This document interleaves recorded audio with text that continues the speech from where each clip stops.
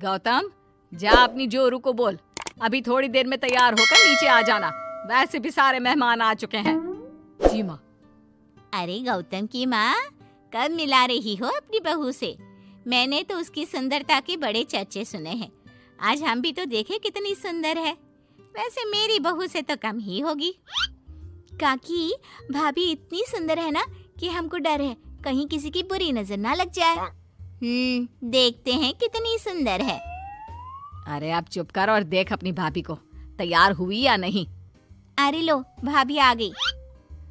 अरे कितनी सुंदर है, इसके चेहरे पे तो चांद सी चमक है। सुन रिमझिम, क्या नाम है तेरी भाभी का? सही पहचाना आपने, चांदनी है मेरी भाभी का नाम। क्या हुआ काकी, मुंह से बाहर शब्द नहीं निकल रहे? या चांदनी भाभी की चांद सी सुंदरता ने आपका मुंह बंद करवा दिया? हाँ सुंदर तो है, पर सुंदरता से क्या होता है? लड़की में गुण भी तो होने चाहिए। मेरी बहू में सुंदरता के साथ साथ संस्कार भी है। अरे वाह गौतम, सच्ची में तुम्हारी बीवी बहुत सुंदर है। हाँ, एकदम चांद जैसे अलग चमक रही है तुम्हारी बीवी इस पूरी पार्टी में। बात तो तुम एकदम सही कह रहे हो। इस भीड़ में भी सबसे अलग चमक रही है मेरी चांदनी। आज इस पार्टी में तुम्हारी बीवी की सुंदरता ने 4 चांद लगा दिया है।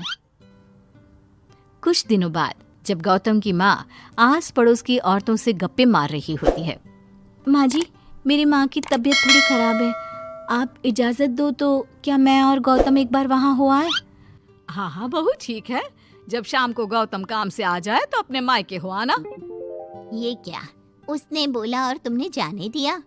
हाँ, अभी उसने बताया तो सही, उसकी माँ की तबीयत खराब है। लेकिन तुमने जाने क्यों दिया? तुम्हें मना कर देना चाहिए था। लेकिन क्यों? अरे तुम्हारी बहू को अभी शादी किए थोड़े ही दिन हुए हैं और वो अपने मायके जा रही है। अरे घूमने थोड़ी ना जा रही है, वो अपनी माँ को देखने जा रही है। अरे कुछ नहीं जानती, बहुत भोली हो। ये बहुएं बस बहाने बनाती हैं अपने मायके जाने के लिए। मैं तो कहती हूँ तुम अपनी बहू पे थोड़ा ध्यान दो। एक तो तुम्हारी बहू रूप की सुंदर है, कहीं तुम्हारे बेटे को बहला फुसला ना दे। अरे लेकिन वो ऐसा क्यों करेगी? और वैसे भी वो ऐसी नहीं है, वो मेरा बहुत ध्यान रखती है। तुम ना आजकल के बच्चों को नहीं जानती। शुरू शुरू में ये सास की सेवा करना, परिवार का ख्याल रखना बहुत अच्छे से जानती है और पीठ पीछे अपने पतियों को परिवार से अलग होने की सलाह देती रहती है। क्यों बहनों, क्या मैं गलत कह रही हूँ? हाँ वैसे बात तो सही है आपकी। और पता है, मेरी बहन की बेटी की शादी को अभी 1 महीना भी नहीं हुआ और उसका बेटा अपनी बीवी की हर बात मानता है। और तो और अपनी बीवी के लिए अपनी माँ से लड़ता भी है। पूरा का पूरा अपनी जोरू का गुलाम बन गया है। तुम्हारी बहू वैसे भी इतनी सुंदर है, ऊपर से पढ़ी लिखी भी है। और आजकल की पढ़ी लिखी लड़कियां अपने पति को चिकनी चुपड़ी बातों में फंसाकर अपना काम निकलवाना जानती है। हाँ अरे हाँ, पर मेरी बहू चांदनी समझदार है। हाँ यही तो बात है। तुम किसी के चेहरे पे देखकर उसके दिमाग में क्या चल रहा है वो थोड़ी ना बता सकती हो। और हाँ, अपनी बहू के चांद से सुंदर चेहरे को देखकर धोखा मत खा जाना। अरे जरूरी थोड़ी ना है जो इंसान चेहरे से सुंदर हो वो मन से भी सुंदर हो, क्योंकि चांद पे भी तो दाग होते हैं। थोड़ी देर बाद सभी अपने अपने घर चले जाते हैं। शाम को चांदनी और गौतम घर आते हैं। और बहू, माँ को देखाई? जी माँ जी, अब थोड़ा ठीक है। बहू, अब तुम्हारा घूमना फिरना हो गया हो तो घर के कामों में मेरा हाथ बटाओ। जी माँ जी। मेरा ये घुटनों का दर्द कभी भी शुरू हो जाता है। बहू, लगता है आज सारा काम तुझी को करना होगा। कोई बात नहीं माँ जी, काम ही तो है, काम तो होता रहेगा। आप पहले अपना ख्याल रखिए। ठीक है, अब तो इतना बोल ही रही है तो मैं अपने कमरे में आराम करने जा रही हूँ। अगले दिन सुबह जब गौतम ऑफिस के लिए निकल रहा होता है। माँ, अब कैसा है तुम्हारे घुटनों का दर्द? ज्यादा तो नहीं हो रहा? नहीं तो शाम को चांदनी आपको डॉक्टर के पास दिखाएगी। तुझे किसने बताया? बहू ने इतनी जल्दी तेरे पास मेरी चुगली भी कर दी? माँ, चुगली नहीं, उसे आपकी चिंता है इसलिए उसने मुझे बताया। उसे डर था कहीं आपका दर्द बढ़ ना जाए। थोड़ी देर बाद चांदनी वहां आती है। माँ जी, मैं सोच रही थी हम लोगों को अब किसी दूसरे घर में शिफ्ट हो जाना चाहिए। लेकिन क्यों? और अचानक से तुम्हें ये ख्याल क्यों आया? वो माँ जी, मेरी एक सहेली अपना घर बेच रही है और उसका घर गौतम के ऑफिस के पास पड़ता है।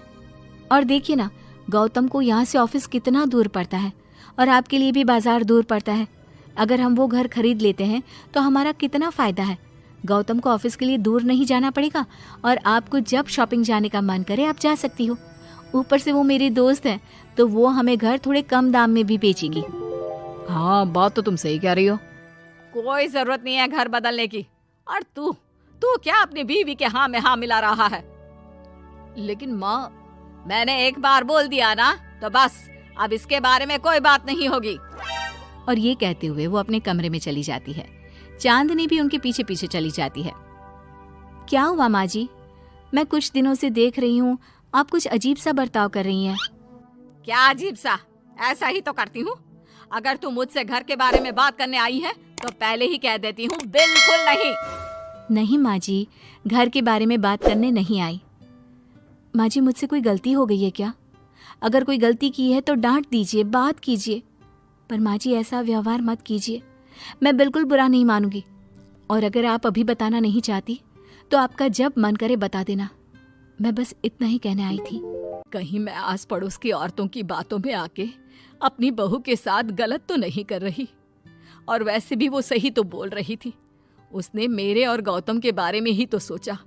वो हमारे बारे में इतना सोच रही है और मैं दूसरों की बातों में आकर उस पर शक कर रही हूँ। कुछ दिनों बाद काकी गौतम के घर गौतम की माँ से मिलने आती है। और गौतम की माँ, कैसी हो? मैंने सुना तुम घर बदल रही हो। हाँ, वो वहाँ से गौतम का ऑफिस पास पड़ता है ना, वहाँ की तरफ ज्यादा सुविधाएं भी है। लेकिन इतनी जल्दी तुमने घर कैसे ढूंढा? किसने बताया? मुझे भी बताओ, मुझे भी अपना घर बदलना था। ये चांदनी का आइडिया था, उसी ने घर ढूंढा। देखा, मैंने कहा था ना, इसने अभी से अलग घर ढूंढना भी शुरू कर दिया। देखो, इसमें मेरी भी रजामंदी है। और तुम क्या मेरी बहू की जासूसी करने यहाँ आती हो या मेरा हाल चाल पूछने? मैं तो बस। और एक बात मेरी ध्यान से सुन लो, मेरी बहू भी सुंदर है, उसका मन भी उसी की तरह सुंदर है।